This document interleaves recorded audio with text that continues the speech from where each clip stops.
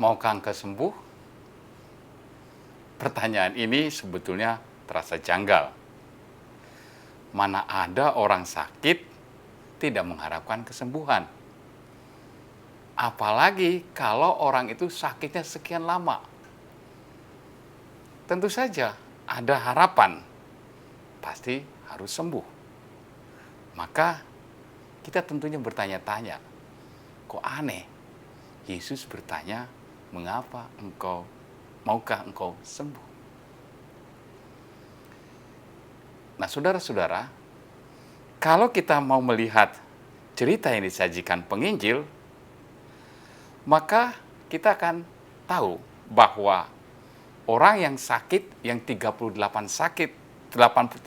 tahun sakit ini, sebetulnya menaruh seluruh harapan kesembuhannya hanya pada legenda.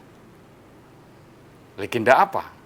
Legenda tentang kedatangan malaikat yang mengguncang air Bethesda, kolam Bethesda. Jadi menurut legenda itu, barang siapa yang pertama kali masuk dalam kolam itu ketika malaikat mengguncang, maka ia akan mengalami kesembuhan.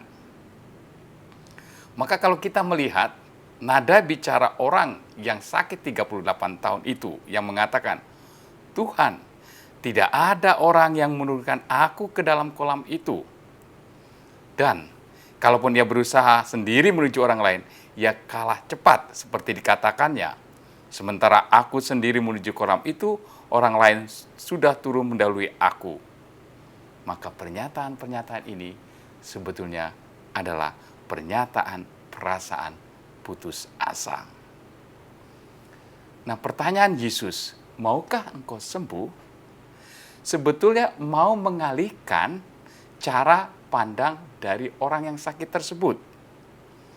Dari menaruh harapan pada legenda, sekarang coba lihatlah saya. Lihatlah saya yang sekarang berkata kepadamu. Lihatlah saya yang menjadi harapan baru bagimu. Itulah sebabnya setelah Yesus bertanya, maukah engkau sembuh? Yesus langsung menyambungnya, bangunlah, angkatlah tilammu dan berjalanlah. Nah, perubahan pengharapan ini yang ditulis oleh Injil dengan amat baik. Ia mengatakan, pada saat itu juga sembuhlah orang itu, lalu mengangkat tilamnya dan berjalan. Saudara-saudaraku, tidak jarang dalam kehidupan sehari-hari, terutama ketika kita mengalami masa-masa sulit dan penuh tantangan. Misalnya, ketika pekerjaan menjadi tidak berarti, atau kita dipecatlah gampangnya. Ketika orang yang kita cintai, orang yang kita sayangi, pergi meninggalkan kita. Ketika orang yang kita harapkan juga meninggalkan kita. Semuanya menjadi gelap. Nah, herannya dalam situasi itu tidak jarang kita juga menaruh pengharapan pada usaha-usaha pribadi kita, pada legenda-legenda orang lain. Misalnya juga pergi ke dukun lah, pergi ke orang pintar lah, bertanya A, bertanya B, dan sebagainya. Kita lupa untuk memalingkan wajah kepada Yesus sendiri. Itulah sebetulnya saudara-saudara yang terkasih, ketika kita mengalami tantangan, sebetulnya kata-kata Yesus, maukah engkau sembuh?